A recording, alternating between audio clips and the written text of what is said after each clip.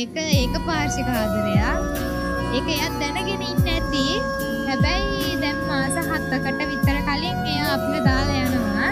එයා හදිස්සියම තමයි නැති වෙන්නේ. ඉතින් මතක් වෙනවා අන්තිම මොහොතේ එයා හොස්පිටල් එකේ ඉන්නකොටවත් මට බලන්න යන්න බැරි වුණා.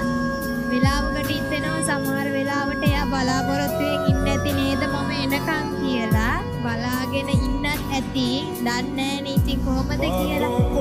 එයාට කෙනෙක් ඉන්නවා කියලා දැනගත්තාම ඉතින් මං එයාගෙන් අයින් වුණා. ඒ වුණාට එයාගේ සොහොන තියෙන්නේ අපේ ගෙවල් ගාවමයි. මට වෙලාවක් හම්බුණා මං කාටවත් කියන්න නැතුව එයාව බලන්න යනවා.